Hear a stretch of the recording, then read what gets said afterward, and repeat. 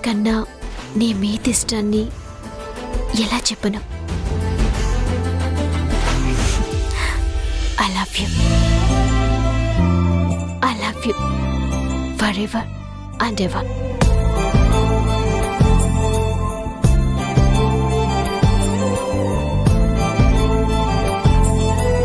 I love you two Radha. ఒక కలలా నువ్వలా నిజమయ్యావే నా బంగారు బొమ్మ, నిండుగా పండుగే నీ కలయికతో పూర్తయినదే నా జన్మ. ఆ ఊపిరి నువ్వమ్మా.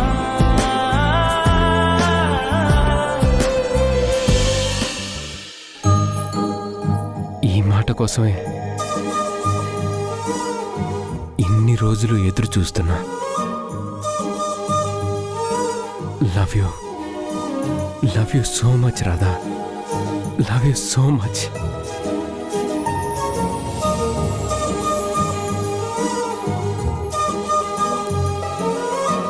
I love you Radha. Love you so much. I love you.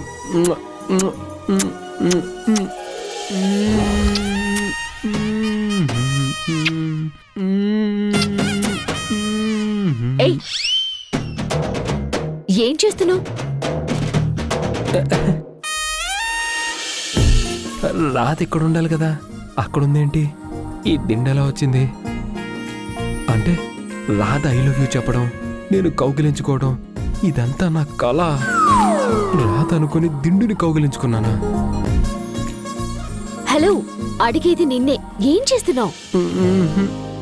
ఏం లేదు. అవును, ఈరోజు మనిద్దరికి స్పెషల్ అని కొత్త బట్టలు ఇచ్చావు. నాకేదో చెప్తానన్నావు. అది చెప్పు, ఏంటి విషయం? చెప్తాను. ఒక్కసారి కళ్ళు మూసుకో. చేతులు వెనక్కి పెట్టి కళ్ళు మూసుకోమంటుందంటే ఇందాక డ్రీమ్లో లాగే అంతా జరుగుతుందన్నమాట. కళ్ళు మూసుకో. నువ్వేం తెచ్చావో ఏం చెప్పబోతున్నావో నాకు అంతా తెలుసు రాదా. ఇప్పుడు కళ్ళు తెరు.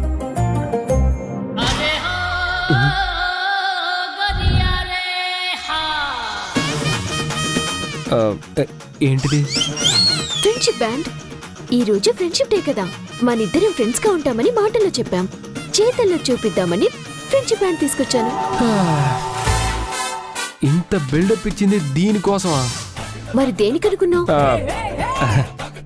వద్దులే, డ్రీమ్లో వచ్చింది చెప్తే ఈ ఫ్రెండ్షిప్ కూడా కట్ అయిపోవచ్చు. చెప్పు, నువ్వేమనుకున్నావు? ఇంకేదైనా ఊహించుకున్నావా? లేదు. ఫ్రెండ్షిప్ డేకి ఏదో బ్యాండ్ కట్టేయకుండా కొత్త బట్టలు ఇచ్చి ఇంత సస్పెన్స్ క్రియేట్ చేసి ఇంత బిల్డప్ ఇచ్చావు కదా. బాగుంది అంటున్నా. కట్టు కట్టు. ఇంతకు ముందు నీ విషయంలో చాలా కోపంగా ఉండేదాన్ని. ఇప్పుడు కోపం మొత్తం పోయింది. నువ్వేం చేసినా పాజిటివ్గా కనిపిస్తోంది. ఇంతకు ముందు చిరాకు పుట్టించే నీ చేష్టలన్నీ ఇప్పుడు ఇష్టాలైపోయాయి. అచ్చం డ్రీమ్లో మాట్లాడినట్టే మాట్లాడుతోంది. కాకపోతే డ్రీమ్లో ప్రేమ, ఇక్కడ ఫ్రెండ్షిప్. కళ నిజం ఎప్పుడవుతుందో. Happy friendship day. Happy friendship day.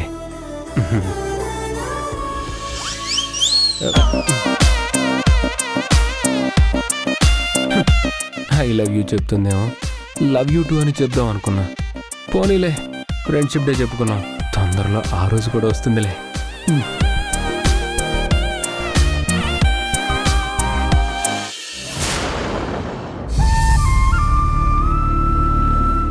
ఏంటండి అదోలా ఉన్నారు? ఏంటో ఉదయం నుంచి తలనొప్పిగా ఉంది దేవకి. అయ్యో అవునా? డాక్టర్కి ఫోన్ చేయనా? టాబ్లెట్స్ ఏమైనా తెప్పించినా? ఏం అవసరం లేదు. తలనొప్పి అంటారు, మళ్ళీ ఏం అవసరం లేదంటారు. నొప్పితో ఇలా బాధపడుతూ కూర్చుంటారేంటి? అవేం అవసరం లేదు. చిటికలో తలనొప్పి తగ్గే మార్గం ఒకటి ఉంది. ఏంటో చెప్పండి. ఆ తలనొప్పి బాంబుని రాసి నీ చేత్తో 2 నిమిషాలు మద్దన చేసావుంటే తగ్గిపోతుంది. ఈ మాట ముందే చెప్పచ్చు కదండి. బాంబెక్కడా? ఉండండి.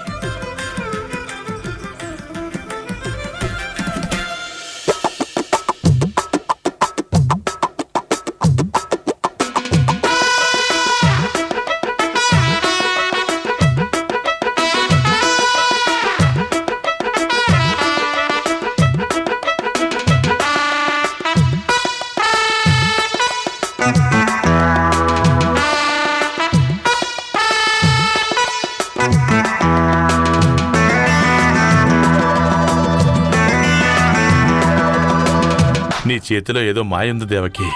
ఏంటి? నీ చేతిలో మాయుంది అంటున్నాను. నీ చెయ్యి పడిందో లేదో తలనొప్పి ఇట్టే మాయమైపోయింది. నువ్విలా రుద్దుతూ ఉంటే స్వర్గంలో విహరిస్తున్నట్టుగా ఉంది. వదలండి. దేవకి. అబ్బా వదలండి. హ, ఏంటి దేవకి, భర్త తలనొప్పితో బాధపడుతుంటే ఇలా వదిలేసి వెళ్ళిపోతావా? ఇది నిజం తలనొప్పో ఉత్తెత్తి తలనొప్పో తెలుసుకోలేనంత పిచ్చిదానేం కాదు. మీరు కావాలనే చేస్తున్నారని నాకు తెలుసు. ఇంతకు ముందు ఇలాగే వచ్చాయి, మధ్యలో తగ్గాయి అనుకుంటే మళ్ళీ వస్తున్నాయేంటి? అయ్యో లేదు దేవకి, నిజం. చూడు, నువ్వు చెయ్యి తీయగానే తలనొప్పి పెరిగిపోయింది. అమ్మా, తలనొప్పి పెరిగిపోయింది. అయ్యో, ఏది? ఎక్కడా? నొప్పి ఇక్కడే గాని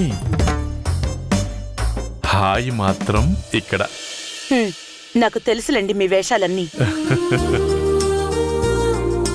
తలనొప్పి అంటే ఈ తలలో పుట్టే నొప్పి మాత్రమే కాదు దేవకి, బయట వచ్చే ఎన్నో తలనొప్పులకి సమస్యలకి పరిష్కారం ఏంటో తెలుసా?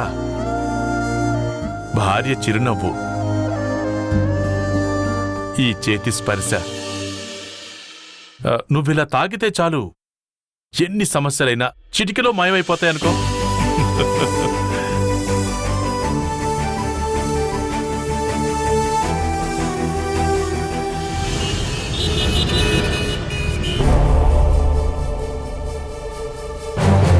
శేష్ గారు ఉన్నారా? ఉన్నారు. నువ్వెవరు? ఆయన నాకు బాగా తెలుసులే. ఆగు బాబు, ఫోన్ చేసి చెప్తా ఉండు.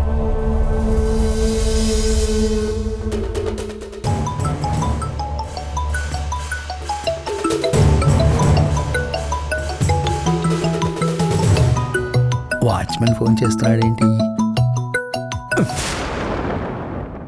గేట్ దగ్గరే ఉన్నావు కదా, ఏ విషయమైనా ఇంట్లోకి వచ్చి చెప్పకుండా ఫోన్ చేస్తున్నావేంటి? సార్, మీకోసం ఎవరో వచ్చారు సార్. ఆపుతుంటే లోపలికి వచ్చేస్తున్నాడు, అందుకే ఇక్కడి నుంచి ఫోన్ చేస్తున్నాను సార్. నా కోసం ఇంటి దాకా వచ్చాడా? ఎవడాడు? బాబు, నీ పేరేంటి? నా పేరు శ్రీనివాస్. సార్, శ్రీనివాస్ అంట సార్. శ్రీనివాస, ఒకసారి లైన్లో ఉండు. అలాగే సార్.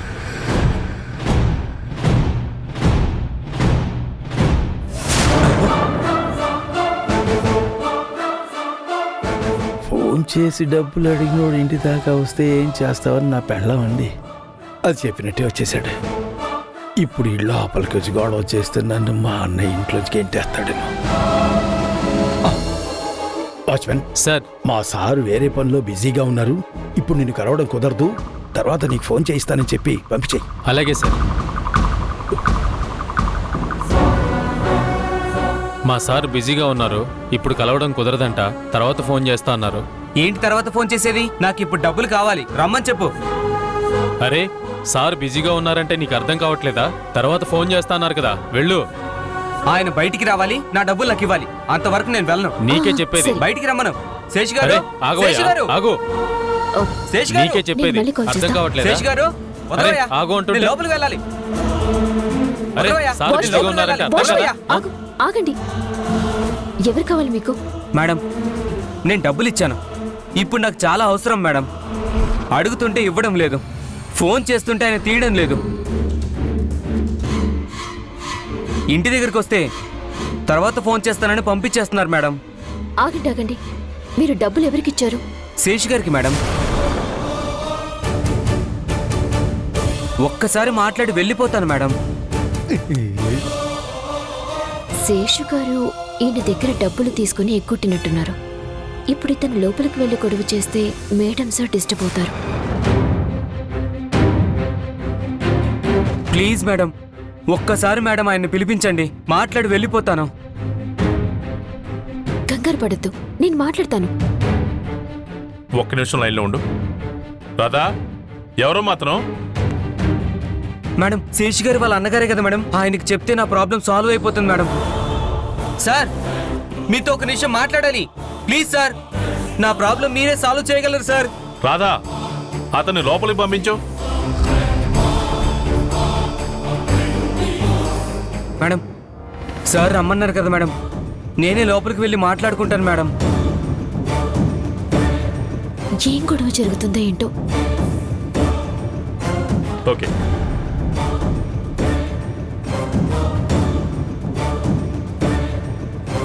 నమస్కారం సార్. నమస్కారం. ఎవరు నువ్వు, ఏం మాట్లాడాలి? మీ తమ్ముడు గారి గురించి మాట్లాడాలి సార్. మా తమ్ముడు గురించా? ఏంటో చెప్పు. సార్, మీ తమ్ముడు గారు. ఎవరు? శ్రీనివాస్ నువ్వా? మన కలుద్దాం అన్నాను కదా, ఇంటికి వచ్చేసేంటి? పద, బయట మాట్లాడుకుందాం పద. ఏం అవసరం లేదు, మీతో ఎంత మాట్లాడినా ప్రయోజనం లేదు. నేను డైరెక్ట్గా సార్తో మాట్లాడుకుంటా. నా బాధ అంతా కూడా సార్తో చెప్పుకుంటా. ఆహా, నీ బాధ ఒకటి నా బాధ ఒకటినా? నేను ఉన్నాను కదా. పద పద, బయట మాట్లాడుకుందాం పద. అనయ్య, తనకి ఏదో ప్రాబ్లం ఉన్నట్టుంది, నేను చూసుకుంటానులే. ప్రతి చిన్న విషయానికి మీరెందుకు, మీరు పని చూసుకోండి. నువ్వు పదా. ఆగు శేషు, అతనికి ఎంత పెద్ద సమస్య వచ్చిందే ఏంటో. పెద్ద సమస్య ఏం కాదనయ్య, చిన్నదే. నేను చూసుకుంటా అన్నాను కదా. శేషు, ఎలాగో వచ్చాడు కదా, మాట్లాడి నీకు. నువ్వు చెప్పమ్మా. సార్, నేను మీ తమ్ముడు గారికి డబ్బులు ఇచ్చాను సార్.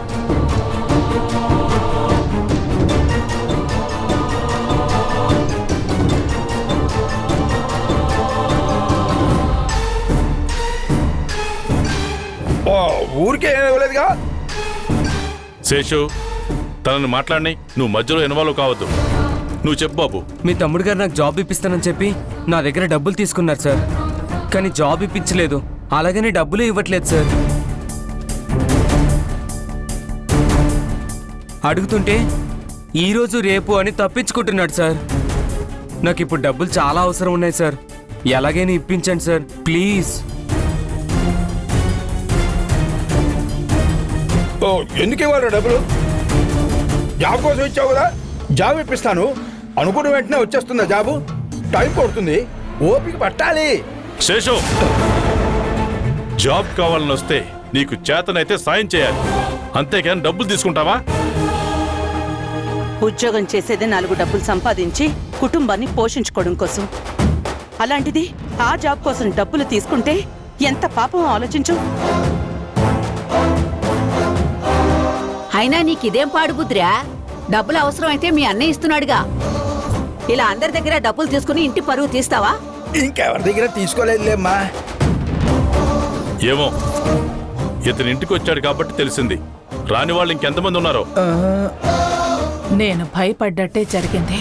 ఏదో ఒక రోజు నా బతుకుని రోడ్డు మీదకి లాగేలా ఉన్నాడు. నీకు మా ఆఫీస్ తెలుసు కదా? తెలుసు సార్. అకౌంటెంట్కి చెప్తాను, రేపు అక్కడికి వచ్చి డబ్బులు తీసుకో. Thanks sir. బాబు, నీ బయోడేటా కూడా ఇచ్చి వెళ్ళు. నీ క్వాలిఫికేషన్ తగ్గ జాబ్ ఉంటే పిలిపిస్తాను. అలాగే sir.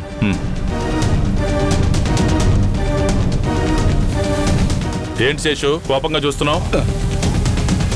నీకిదే first and last warning. మళ్ళీ ఇలా జరిగిందో. అనయ్య, నేనే తప్పు చేయలేదు. ఆ డబ్బులు కూడా వేరే వాళ్ళకి ఇచ్చాను. వాళ్ళేమో డబ్బులు తీసుకుని జాబ్ ఇప్పించలేదు. నేనేం చేయను? మళ్ళీ ఇంకో అబద్ధమా? నేను దేన్నైనా సహిస్తాను గాని మోసాన్ని, అబద్ధాన్ని మాత్రం సహించను.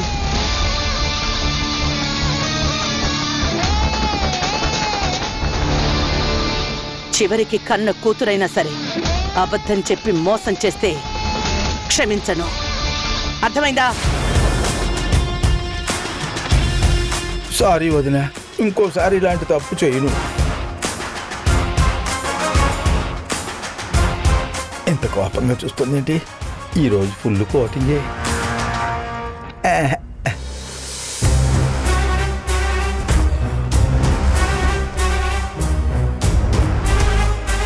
కన్న కూతురైనా సరే అబద్ధం చెప్తే క్షమించను అంటుంది.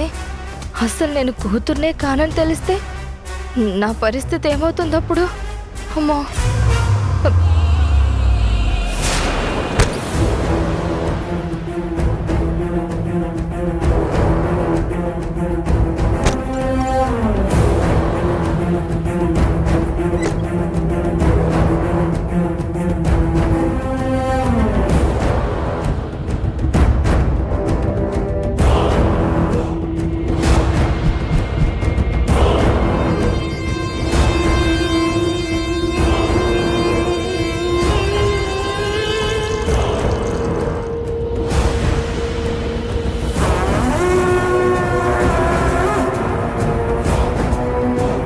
మీ తమ్ముడు గారు నాకు జాబ్ ఇప్పిస్తానని చెప్పి నా దగ్గర డబ్బులు తీసుకున్నారు సార్. ఇలా అందరి దగ్గర డబ్బులు తీసుకుని ఇంటి పరువు తీస్తావా?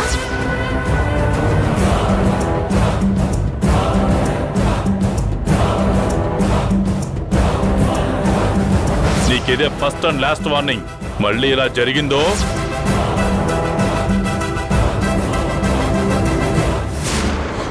అబద్ధం చెప్పి మోసం చేస్తే క్షమించను. అర్థమైందా?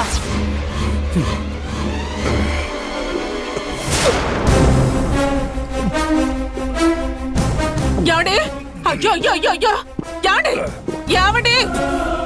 పట్ట పగలే నట్టింట్లో మందు తాగుతావా? కొంచెమైనా భయం ఉందా మీకు? భయమా? ఎందుకు భయపడాలి? ఎవరికి భయపడాలి? చివరికి నీకు కూడా భయపడలేదు. నీకేమైనా పిచ్చి పట్టిందా? తాగి ఇష్టానికి వాగుతున్నా? ఈ ఇంట్లో ఉండాలని లేదా? నా బతుకుని బజార్కి ఏడిద్దాం అనుకుంటున్నావా? ఎంతకన్నా ఇంకా ఏం బజార్ను పడాలి? పరువు మొత్తం పోయింది. నా చుట్టూ జాబు కోసం దేహి అని తిరిగినాడు, దాన్ని యదవం చేసేసాడు. ఆ శేషగాడికి అంత సీన్ లేదు. ఆడు ఊరంతా చెప్పు తిరుగుతాడు. ఏం మొహం పెట్టుకుని బయట తిరగాలి? అసలు నిన్నెంత పనికిమాలిన పని ఎవడు చేయమన్నాడయ్యా? అప్పటికే చెప్తూనే ఉన్నాను, ఇలాంటి పనులు ఇంటి మీదకు తీసుకురాకు అని. నోట్లో మాట నోట్లోనే ఉన్నట్టుంది. తెల్లారేపాటికి వాడి ఇంటికి వచ్చేశాడు. అసలు నీకు ఇదే పాడు బుద్ధయ్యా. ఏం చేయమంటావు? చేతిలో పైసా ఉండటం లేదు, ఖర్చులేమో ఎక్కువైపోతున్నాయి. అంతకుముందు ఏదో ఒకటి చేసి అన్న ఇచ్చిన డబ్బుల్లో కొంత నొక్కేసేవాడిని. ఈ రాధా మనోహర్లు వచ్చిన తర్వాత మొత్తం మొత్తం టైట్ చేస్తారు. ఒక్క రూపాయి కూడా దండానికి లేకుండా పోయింది. అందుకే ఇలా చేశాను. అసలు దీని అంతటికీ ఆ రాధా మనోహర్లే కారణం. ఇప్పుడు కూడా సెక్యూరిటీ వాడు వాడిని గేట్ బయట నుంచి పంపించేస్తుంటే రాధ అదే బలవంతంగా లోపల తీసుకొచ్చింది. వాళ్ళ మూలంగా నేను పూర్తిగా ఎదవనైపోయాను. వాళ్ళు వదిలిపెట్టే ప్రసక్తే లేదు. ఏం చేస్తావేంటి? ఇంట్లో వాళ్ళ మాటే చెల్లుతుంది కానీ నువ్వు నేను ఏం చెప్పినా వినేవారు ఎవ్వరు లేరిక్కడ. ఆ రాధని అక్క కన్నా కూతురి కన్నా ఎక్కువగా చూస్తోంది. ఎలాగైనా చూడండి, ఒక్క అవకాశం చాలు వాళ్ళని దెబ్బ తీయడానికి. ఎప్పుడొస్తుంది ఆ అవకాశం? దెబ్బ కొడతాను, ఇంట్లో నుంచి పంపించేస్తాను అని ఆవేశంగా మాట్లాడటం తప్ప చేసిందేమీ లేదు. ఏమీ చేత కాదు మీకు.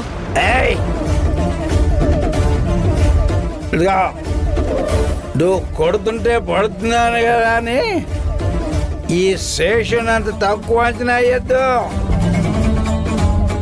అవసరం అయితే వాళ్ళని భూలోకం నుంచి పైకి పంపించేస్తా.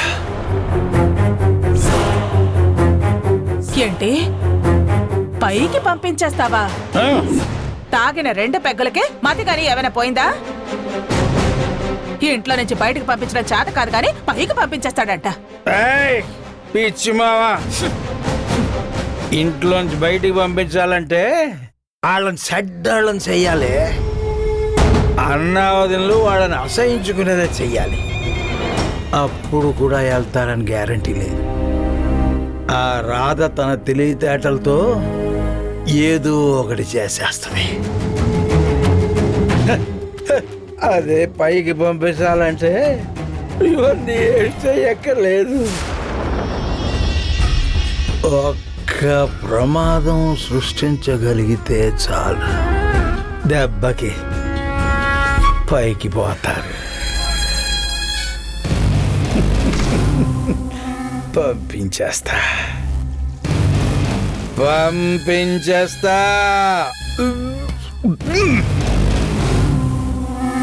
పంపించేస్తా.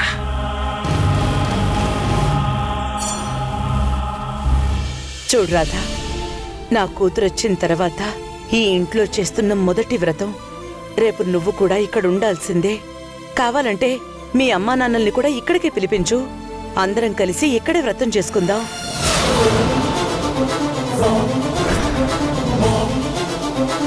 ఇప్పుడే మీ అమ్మా నాన్నలకి ఫోన్ చేసి వెంటనే బయలుదేరమ్మని చెప్పు.